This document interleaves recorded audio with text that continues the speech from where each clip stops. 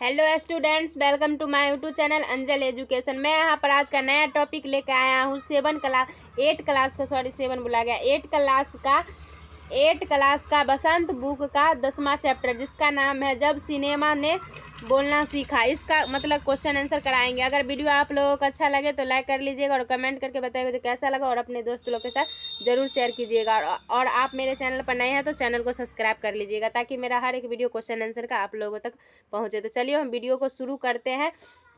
Question answer पूरा and तक देख लीजिएगा। पूरा क्वेश्चन आप लोगों का क्वेश्चन आंसर आप लोगों को मिल जाएगा। तो चलिए हम शुरू करते हैं। पहला हमारा क्वेश्चन है, जब पहली बोलती फिल्म प्रदर्शित हुई तो उसके पोस्टरों पर कौन कौन से वाक्य छपे गए? उस फिल्म में कितने चेहरे थे, स्पष्ट कीजिए। इसका पहला क्वेश्चन है। इसका आंसर हो जाएगा, देश की पहली बोलती फिल्म के विज्ञापन मतलब होता है पत्र के लिए छापे गए वाक्य इस प्रकार है। पहला, वे सभी सजीव है, सांस ले रहे हैं, 100% बोल रहे हैं, 78 मुर्दा इंसान जिंदा होगा। उनके बोलते बातें करते देखो। मतलब कि जो हमारा जो बहुत पहले का से बहुत पहले चल जाइए तो हाँ ना, मतलब पर्दा पर सिर्फ फोटो दिखाया जाता है, उसमें बोलकर नहीं दिखाया जाता। जैसे अभी अपना लोग मतलब फिल्म और देखते हैं, उसमें बोला जाता है, एक दूसरे से सब बात करता है, इस तरह का मूवी होता है। लेकिन पहले ऐसा नहीं होता था। उसके बाद पाठ के आधार पर आलम आरा में कुल मिलाकर 78 चेहरे थे,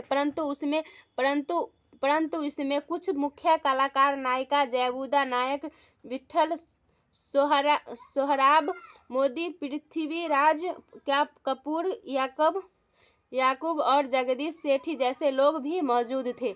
उसके बाद हमारा क्वेश्चन नंबर दूसरा है, पहला बोलता सिनेमा बनाने के लिए फिल्मकार अर्देशीर एम ईरानी को प्रेरणा कहाँ से मिली? उन्होंने आलम आरा फिल्म के लिए आधार कहाँ से लिया? विचार व्यक्त कीजिए। उसके बाद फिल्मकार मतलब ये क्वेश्चन था, ये हमारे यहाँ से आंसर शुरू होता है। फिल्मकार अर्देशीर एम ईरानी ने 1929 में हॉलीवुड की एक बोलती फिल्म सो व्हाट देखी, और तभी उनके मन में बोलती फिल्म बनाने की इच्छा जगी। उन्होंने पारसी रंगमंच के एक लोकप्रिय नाटक को फिल्म आलम आरा के लिए आधार बनाकर अपनी फिल्म की पटकथा बनाई।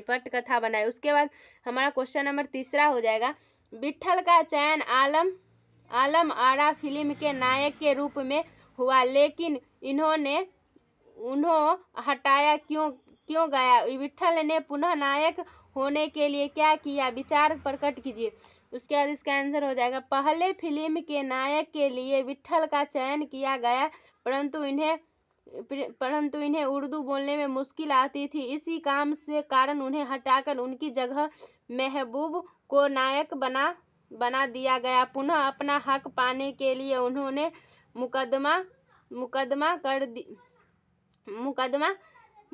कर दिया। विट्ठल मुकदमा जीत गए और भारत की पहली बोलती फिल्म के नायक बने। मतलब उनको जो विट्ठल थे उनको ना उर्दू बोलने नहीं आता था। उस मूवी में उनको उर्दू का बोलने का रूल करना था, इसलिए वो हटा गया और उन पर मुकदमा कर दिया। लेकिन इन्होंने मुकदमा जीत लिया और उसके बाद इन्होंने एक पहली बोलती फिल्म का मतलब नायक बने। उसके बाद हमारा चौथा नंबर क्वेश्चन है, पहली सबाक फिल्म के निर्माता निर्देशक अर्देशीर को जब सम्मानित किया गया, तब सम्मानकर्ताओं ने उनके लिए क्या कहा था? अर्देशीर ने क्या कहा, और इससे प्रसंग में लेखक ने क्या टिप्पणी की है, लिखिए। उसके बाद हमारा इसका आंसर हो जाएगा, पहली सबाक फिल्म के निर्माता निर्देशक अर्देशीर प्रदर्शन के 25 वर्ष पूरे होने पर सम्मानित किया गया और उन्हें भारतीय सबाक फिल्मों का पिता कहा गया।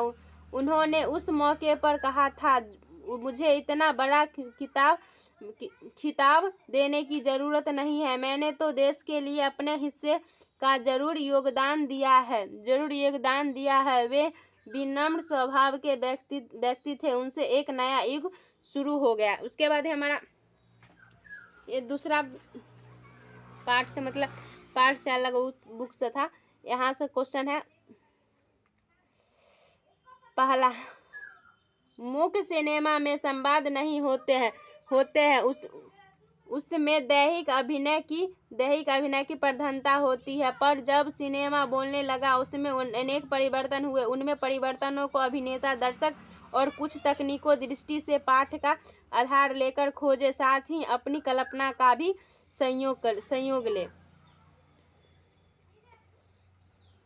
इसका आंसर, मुख्य सिनेमा में संवाद न होने के कारण केवल अंगों का प्रयोग किया जाता था। बोलती फिल्म बनने के कारण अभिनेताओं में यह परिवर्तन आया कि उनका पढ़ा लिखा होना जरूरी हो गया, क्योंकि अब उन्हें संवाद भी बोलने पड़ते थे। मतलब अब उस मूवी में भी संवाद का जरूरी पड़ता था।